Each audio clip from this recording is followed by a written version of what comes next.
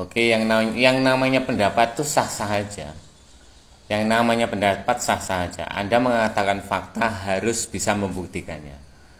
Dan saya mengatakan Trans 7 pasti salah, hukumnya sudah pasti ini. Karena saya paham dan tahu deliknya. Jadi ini bisa terseret hukum dan bisa jadi diboikot. Kalau Trans 7 juga mau Trans 7 yang memang mengizinkan memang produsernya tayangan tersebut. Kalau Trans 7 bukan produser sebuah tayangan, beda lagi. Tapi ini saya memiliki keyakinan.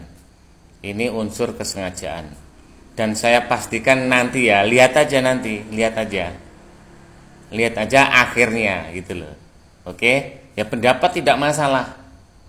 Jadi pendapat itu sah-sah saja.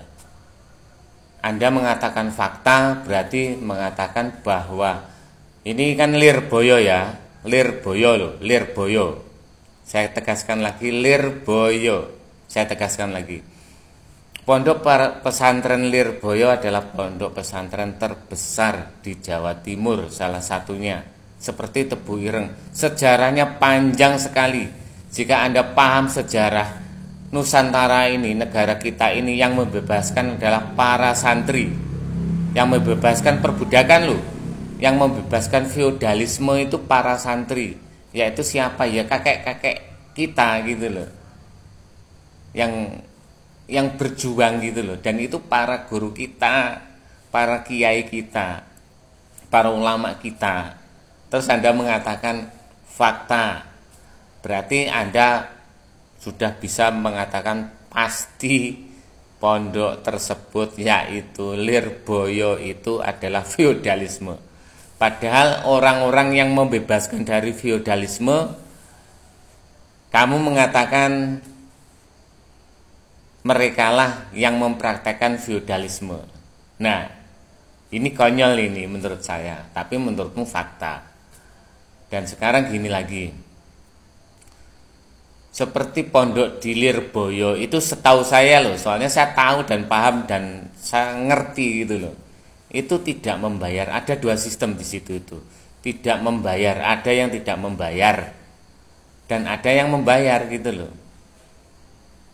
Jadi apakah Anda, misalkan Anda punya anak terus menitipkan ke pondok tersebut, apakah Anda akan tidak tahu diri dan tidak punya rasa terima kasih jika anak Anda dididik di pondok tersebut makan tidur saja?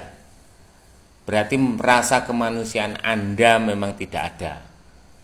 Begitu. Terus sekarang masalah doktrin framing dogmanya kiai semakin kaya. Karena sistem pondok bagaimana untuk membiayai, untuk mengasih makan santrinya, kan dari penghasilannya, dari mengolah tanahnya, dari usahanya, dari bisnisnya. Sebuah pondok itu memiliki juga usaha, memiliki juga bisnisnya. Untuk apa? Ya untuk ngasih makan santrinya, gitu loh. Kalau misalkan itu di sistem gotong royong, sukarela para santrinya, santrinya tawadhu, santrinya hormat sama gurunya, apakah Anda salahkan? Nah, ini yang sangat bahaya. Dan Anda juga tidak tahu tentang adat Jawa. Adat Jawa itu rasa menghargai, menghormati itu seperti itu, gitu loh. Karena apa? Karena itu sebuah adab yang sudah menjadi adat. Dan adat itu sudah ada sebelum Belanda datang. Sejak zaman dahulu kala dan hingga sekarang, gitu loh. Artinya adalah diduga Anda ini pasti bukan Islam. Pasti itu. Dan juga pasti bukan orang Jawa. Kalau jika Anda orang Islam, Anda orang Jawa, pasti akan berpikir berulang kali. Padahal sudah saya jelaskan seperti itu. Oke, terima kasih.